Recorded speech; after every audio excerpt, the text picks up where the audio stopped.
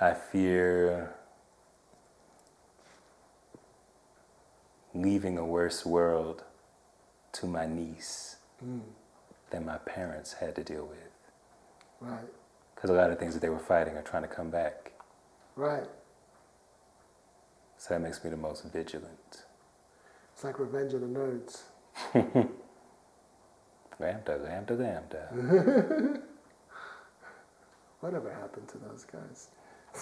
Well, Booger, Yeah. he pops up on stuff all the time. Really?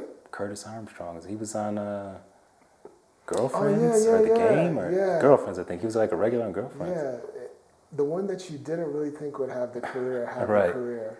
And then one of them, one of the nerds was on ER for years. Okay. Anthony Quinn? Edwards? Yeah. Anthony something. Okay. All right. I know my nerds.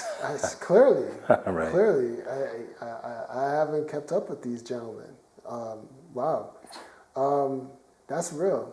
That's real. I feel like, that's a legit fear, and I feel like it's until the oppressed become less obsessed with celebrating every minor victory, the oppressor will continue to perpetuate oppression. You know what I'm saying? It's like they, I feel like oppressed people, because they're so oppressed, anytime they get like a small victory, it's like a big thing and they feel great and they want to celebrate it. But the oppressors don't celebrate the victories. They just keep moving. They keep oppressing. Yeah. You know what I'm saying? Well, first I need to say that I thought a dope rhyme was coming. Oh, you were what? like, until the oppressed are less obsessed. And I was like, where's it going? That's you. I was But passing smoking it. cess, decrease their stress. Yes. Anyway, so yes. I think it's human nature to not remain diligent. But the oppressor is diligent. That's the thing. Yeah, but there's differences, right? Because so somebody like Donald Trump, right? Yeah. He was Minute Maid man. right. He's born into wealth. Yeah. He hasn't really had to be diligent about anything in his life. He's from Queens too. No. But he does consistently oppress people. Yeah. So he's not diligent, but he's oppressive. Right. So I don't think oppressors have a stronger sense of purpose.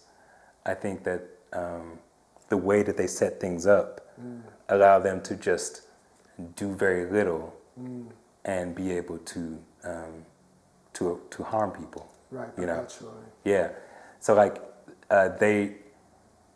if both the oppressed and the oppressors do nothing, right, the oppressors will still continue to oppress. Facts. Yeah, so that's not like their diligence, because that's the way they set the system up, right? But so it's hard because it requires the people who are being oppressed to fight human nature. And be diligent. Yeah, be diligent while overcoming their oppression. Right. And then teach their children to be diligent while protecting them from the oppression. Right. So it's just a lot. And now, it certainly doesn't absolve us of trying to change things, but it just means, I just try to be very careful about imputing any superior attributes to oppressive people, because ultimately the thing that they excel in is a lack of compassion, and, right, and that's it. So if you have that, then it's not like hard work to oppress people. Yeah. Because most people are relatively loving and caring for each other.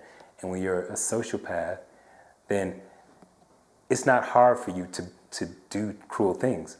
Yeah. But when you're a compassionate person, it's hard for you to protect yourself against a sociopath. Right. It doesn't mean a sociopath is more diligent. It just means that they don't feel the consequences in the same way. They're not afraid to fight dirty. Yeah. Because they don't feel the consequences. Right. So it doesn't even feel dirty to them. It just feels appropriate. Right. Right. Always fight dirty. What? These New York lessons. BKLYN.